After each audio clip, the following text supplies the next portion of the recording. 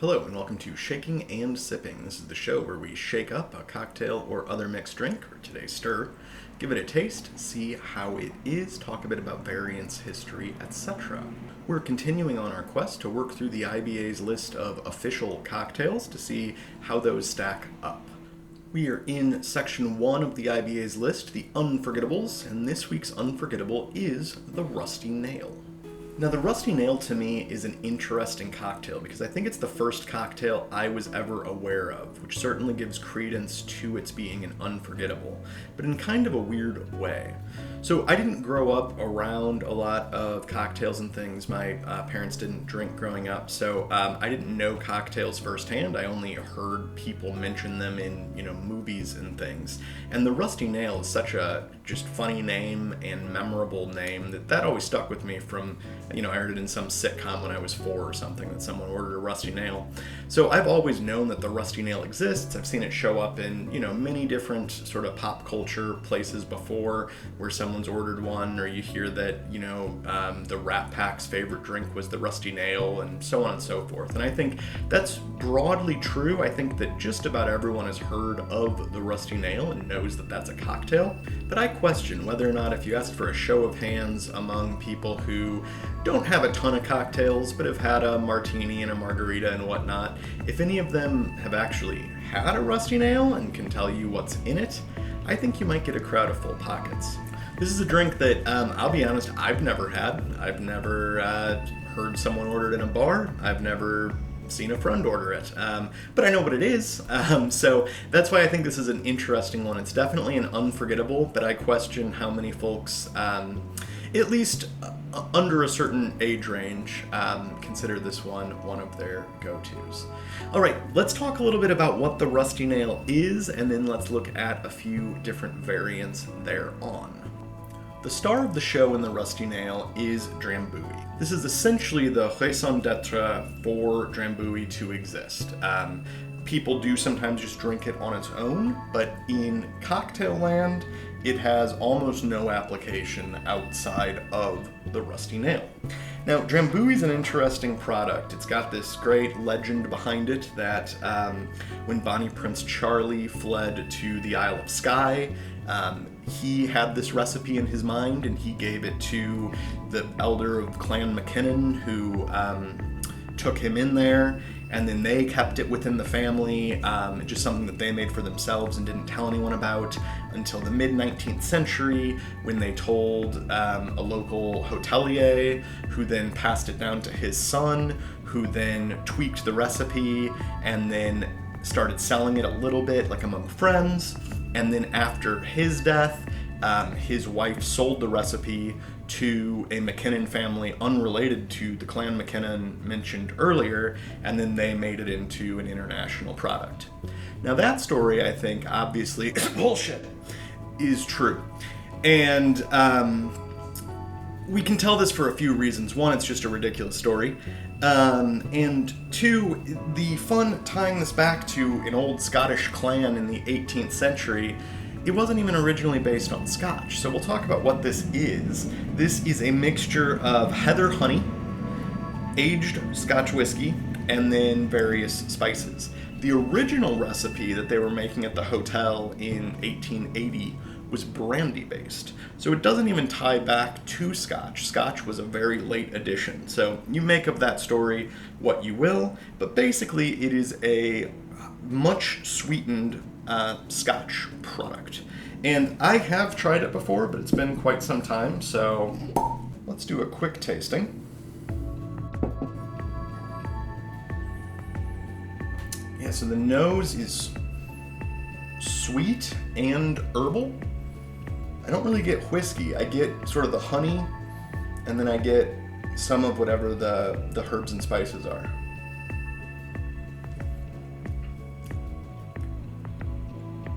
Wow, that's weird. So right on your tongue, it hits with the sweet honey, and then it just sort of explodes in the mouth into a bunch of herbs. It's hard to really track what those are. It's almost like I don't know, like some like old school herbal cough drop thing.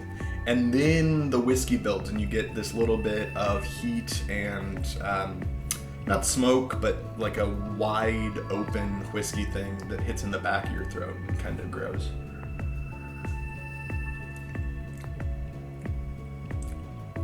Yeah, I'm not sure what those herbs are exactly. There's a little bit of an anisette quality to it, but that's not the dominant note. It almost reminds me of these weird old-fashioned like sarsaparilla candies that I got somewhere as a youth, but then with a little bit of anisette and a little bit of whiskey. Interesting. I could see drinking that on the rocks maybe, but I don't know that I'm going to. So this one we're going to build our variants in a slightly different order than usual. We're not going to start with the Iba spec. We're going to start with an earlier spec of this drink from before it was called a Rusty Nail. In 1937, there was a British Industries Fair, like a trade show, which was cleverly named the British Industries Fair. And at that event, a bartender created an official event drink called the British Industry Fair, or shortened to BIF, and that is actually the original Rusty Nail as far as we can tell. So for this one, there's a few different proportions here, and we'll talk about that as we slide into the IBA version. I'm going to make this slightly incorrect to the original BIF version, just because the IBA uses a ratio that I'm surprised is actually accurate to that original. So that was a confusing way of saying that. But what I'm trying to say is that we're going to be using 1 part Drambuie to 4 parts of Scotch.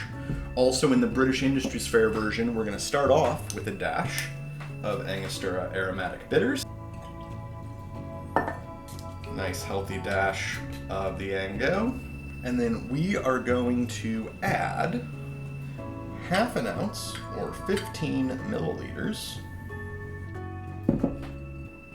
of Drambuie.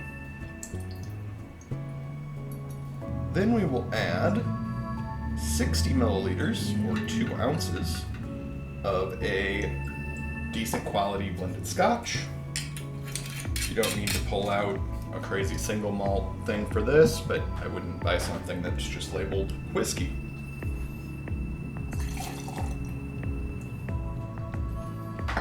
And that's it. Let me grab some ice, we'll give it a shake.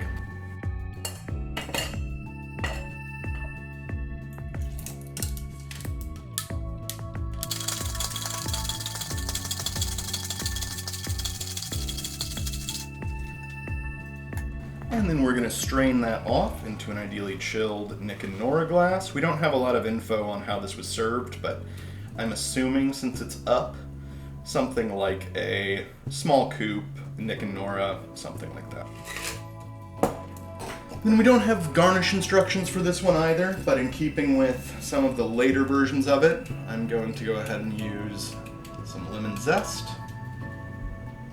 I will express and toss on in there. Alright, so this is roughly a BIF, but with the Scotch at 4-1 instead of 3-1. Let's see how it is.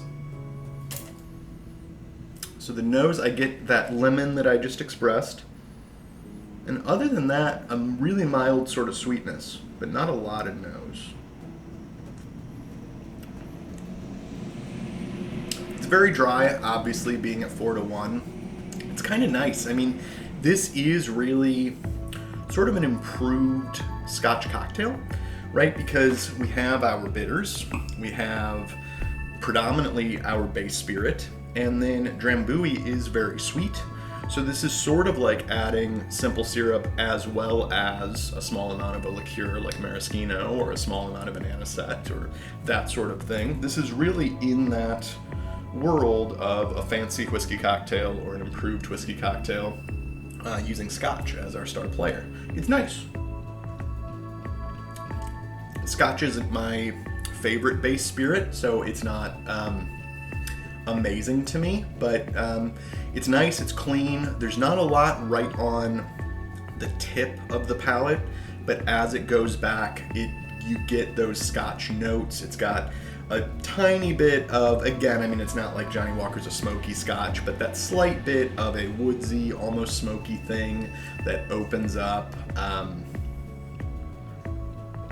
The sweetness of the Drambuie is really just taking the edge off of that, so it's actually kind of muting the front of the palate a little bit.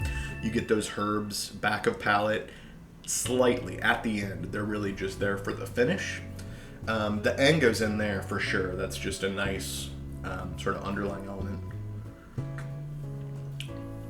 The BIF, a nice drink. So after that 1937 experience, this cocktail bounced around quite a bit, and it's unclear whether that's because people got the drink from there and then spread it far and wide, or if other people just came up with the same idea, because this cocktail does not have consistent nomenclature anywhere. It shows up in military bases in Southeast Asia, it shows up in New York, it shows up in Minnesota, it shows up in Chicago, it shows up in Britain. This cocktail is all over the place, and everyone calls it by a different name, and everyone's ratios are slightly different.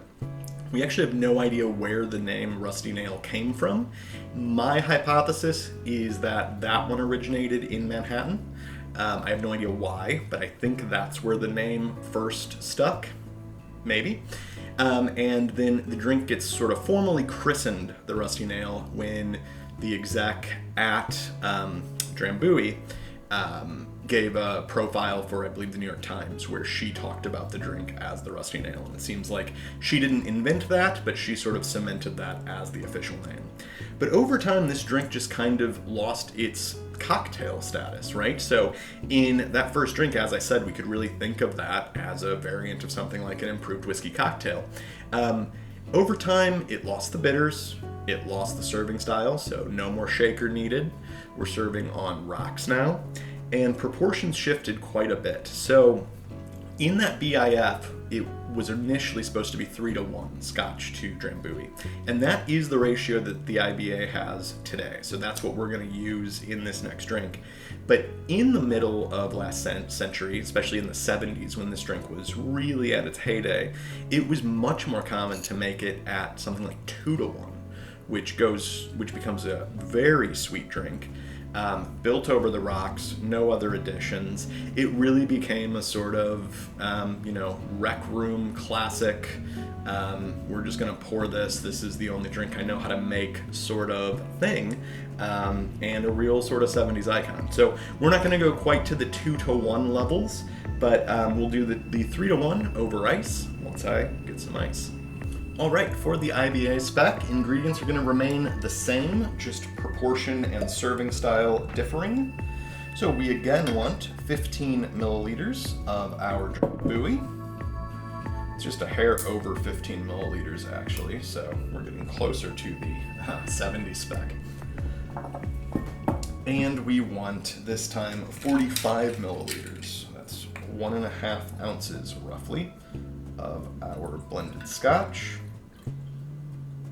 Again, use what you like here. You could certainly use a better quality whiskey than this. I don't think it's really necessary, but you certainly could use whatever you want here.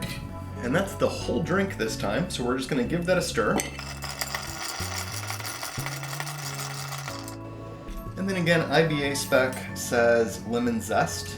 I actually think it was quite common, especially back in the day, to do a lemon wheel in this drink, which I think would look nice. So let's just throw that in there as well. I'm not gonna squeeze it or anything, just gonna throw in a wheel for the look and feel. And that's the IBA spec Rusty Nail with the addition of a wheel of lemon. Yeah, so again, I get mostly lemon on the nose because I just expressed that zest, and there's the wheel in there. I get a little bit of honey this time.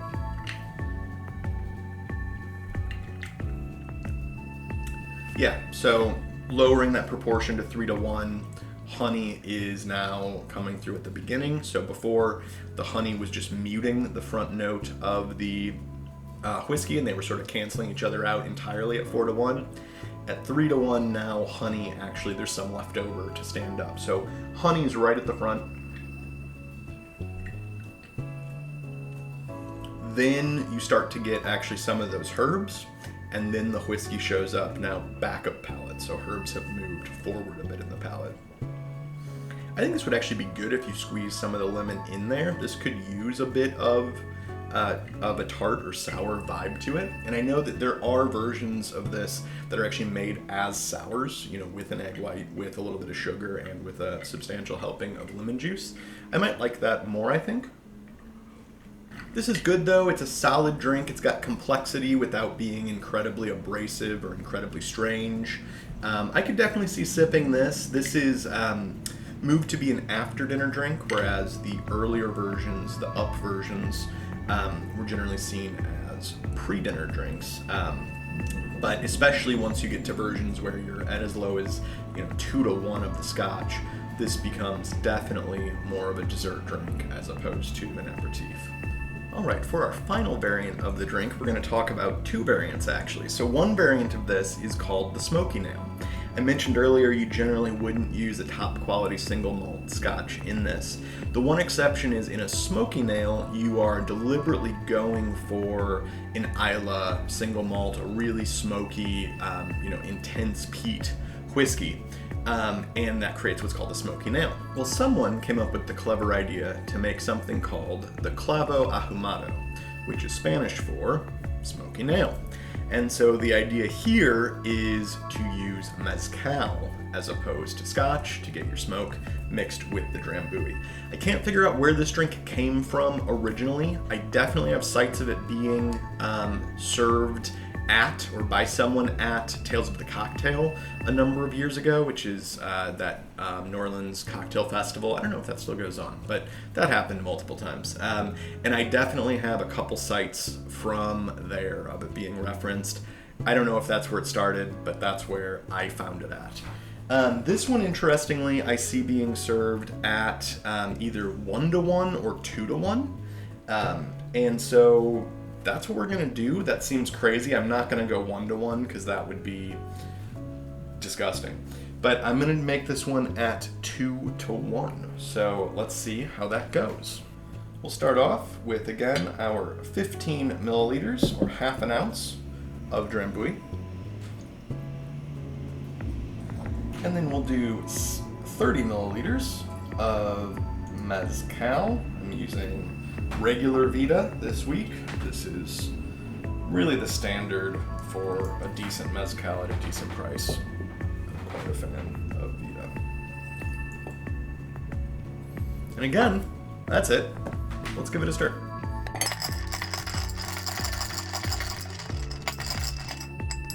Now, this one has no garnish information available from the sources that I saw. I'm going to go ahead and go with some lime in this one. I'm just going to get kind of a skinny wedge and just serve that right on the drink here like so. Squeeze just a couple drops in on that side. And this here is the Smoky Nail, south of the border style, I suppose.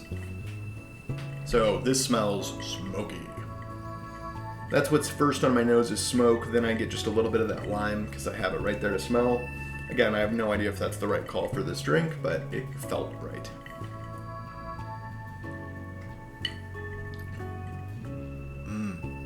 So that's lovely. That's actually really cool. So you get a hit of the honey, which immediately disappears, and you start to get some of those herbs of the Drambuie as the mezcal smoke comes right over the top. And I think there's some of the sort of vegetal elements of the mezcal, as well as the sweet elements of the mezcal, that are really working with those herbs, because I don't read any of that anisette anymore, and it doesn't read as deep and rooty. It now reads more vegetal, I would say, while still being spicy and dark. I like that. What happens if we add some lime juice proper?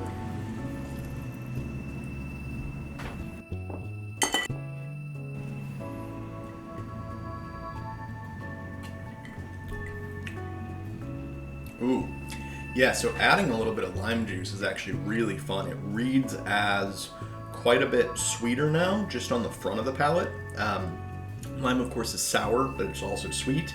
And there's enough sweetness in the Drambuie and the lime, and actually the mezcal, to be honest, that we're really hitting a mildly tart place where we have the nice sour-sweet interplay, which hits right at the beginning. Yeah. Then the honey reads as higher and brighter into the mezcal. You're still left with the smoky finish. So this, to me, this is how I will be using Drambuie in the future. I may play with the proportions a little bit on this, but Drambuie, lime, and mezcal is a drink to be an unforgettable. Well, thanks for coming along with me this week as we looked at a few different versions of the Rusty Nail. Please let me know in the comments below if this is actually a drink that you drink a lot or you know people who do, because I would be fascinated to learn. You can visit our blog at shakingandsipping.com. We have a write-up of each drink, and most weeks we have an article that posts the day after the video of IBA in the real world, or IBA in real life, where we visit a local Seattle cocktail bar, order the drink, and see if they make it often, if they have variants on it, etc. We don't do it every week, and I know we haven't the past few, but we might do it for this one. We shall see. Follow on Twitter at shaking_sipping for updates and notes when we do post those sorts of IBA in real life posts. And please do all the YouTube stuff, like, share, subscribe, comment, tell your friends, tell your neighbors, all that sort of thing. I'd be appreciative. I'll be back next week with the next drink on the IBA's list of cocktails, and until then, happy sipping. Cheers.